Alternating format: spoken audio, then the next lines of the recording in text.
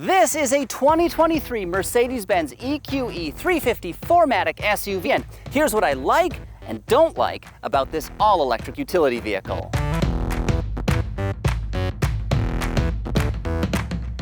But first, a little context. The EQE SUV does a lot of things very well, which shouldn't be a surprise because it's basically just a pumped-up version of the EQE sedan, a car I ended up loving. This vehicle is premium, offers plenty of useful features, and it drives well. Compared to that four-door, however, the EQE SUV's wheelbase is roughly 3.5 inches less, and the body is about 5 inches shorter. Some surprising differences. But other than those dimensional changes, these two vehicles are pretty much identical.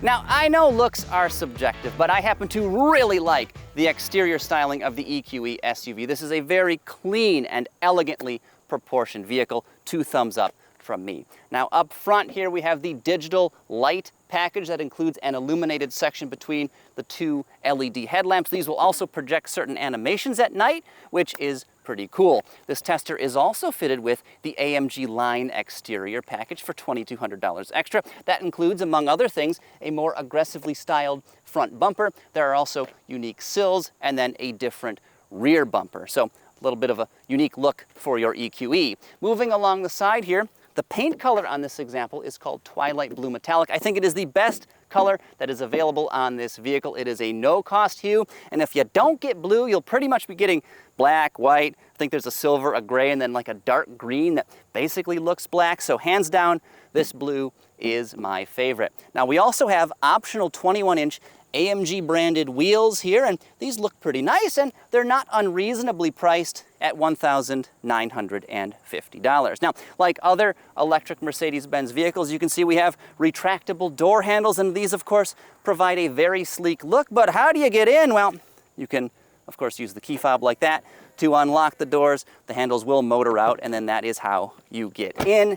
Once you lock the doors again, or if you're going for a drive, you can see they very quickly retract like that, again, for a sleek look and I'm sure slightly better aerodynamics. Moving to the rear of this SUV, it is just as clean and elegant as the rest of the design. It's not a very showy vehicle. This is not an avant-garde vehicle, but I think it looks fantastic just as it is.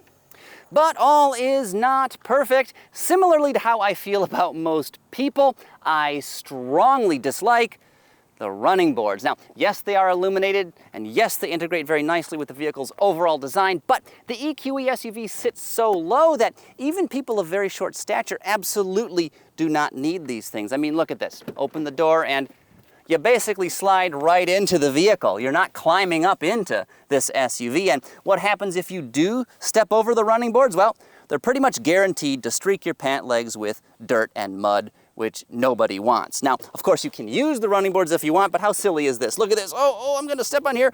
Oh, it's so far down. There we go. I mean, come on. Save yourself the $650. Don't check that options box. Skip the running boards. Cargo space is another thing to like about the EQE SUV. Behind the second row seat, we've got 14 cubic feet of room. That's about 1.2 cubes fewer than you get in an EQE sedan. However, I do think this area is much easier to use in the SUV. Additionally, you also get a generously sized underfloor storage cubby, which is a great place for stashing items away from prying eyes. Now, beyond that, if you drop the split second row backrest, you get up to 55 cubic feet of room in this vehicle, or 59 if you load it right up to the ceiling. Another dislike, however, is this optional charger. Mercedes-Benz wants $250 for this thing, and it's only level 1. That's it. Now, I suppose it would be fine to keep in the trunk for emergency use only, but really, you're better off purchasing a charger from a third party. So just like those running boards, I say avoid this.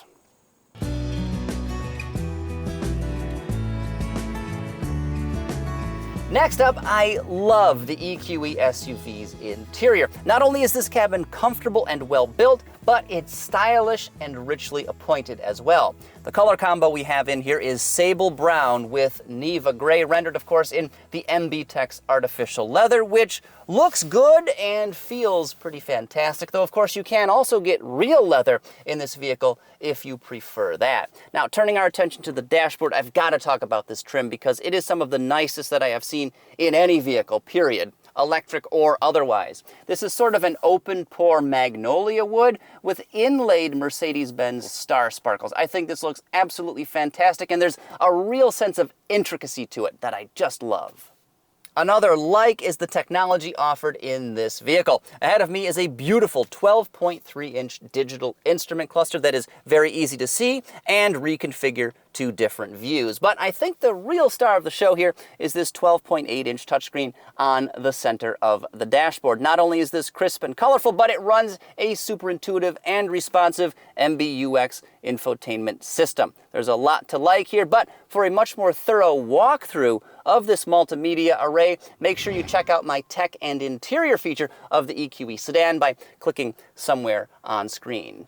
I mean, I'm hoping Ben puts the link there. I told him to, but if he doesn't, send your hate mail to benjamin.sanders1972@geocities.com. That's his email address, so you can yell at him there, because he doesn't listen to me anymore, believe me. I've tried. There's more to like in the back seat as well. In the rear of the EQE sedan, there's plenty of legroom and the cushions are very comfortable. However, for 6-foot-tall passengers, there's not a lot of headroom. As you can see, though, that's not an issue here in the EQE SUV. I still have plenty of legroom. I'm very comfortable, and there's lots of noggin space up here, something I really like sleeping in and crab legs.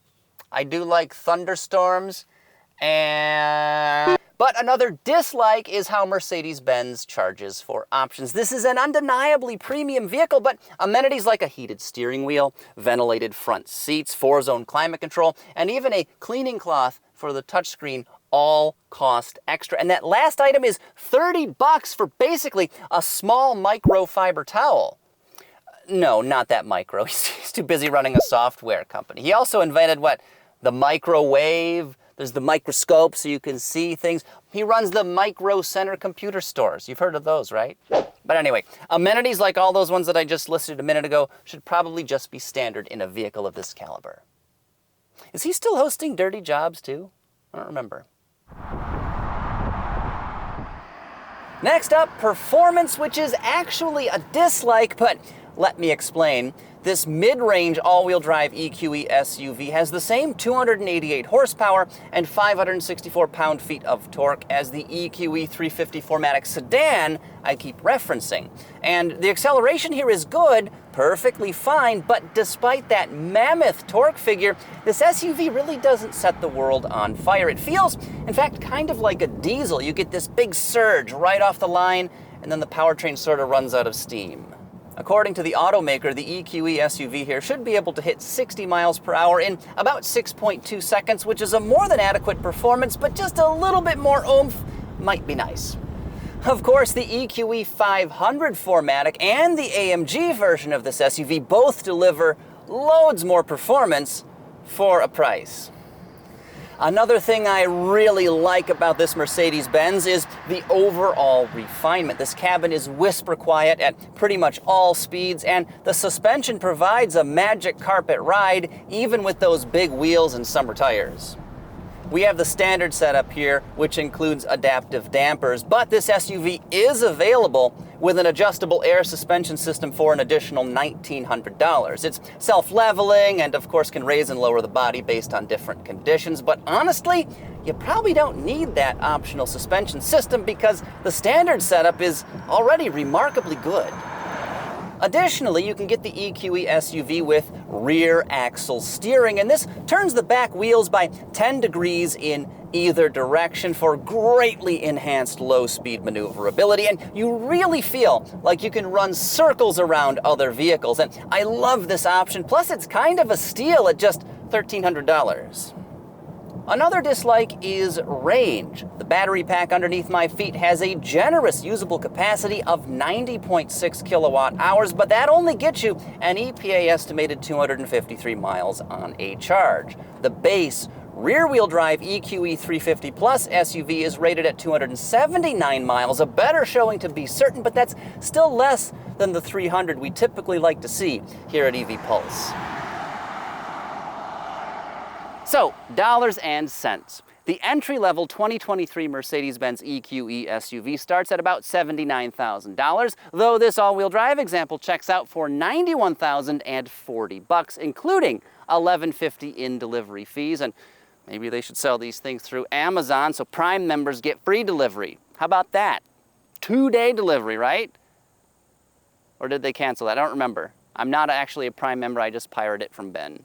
Now, pricing is another potential dislike because that is a lot of money, but as with the EQE sedan, this vehicle more than feels like it's worth what the automaker is asking because of its tech, comfort, and pleasant overall demeanor.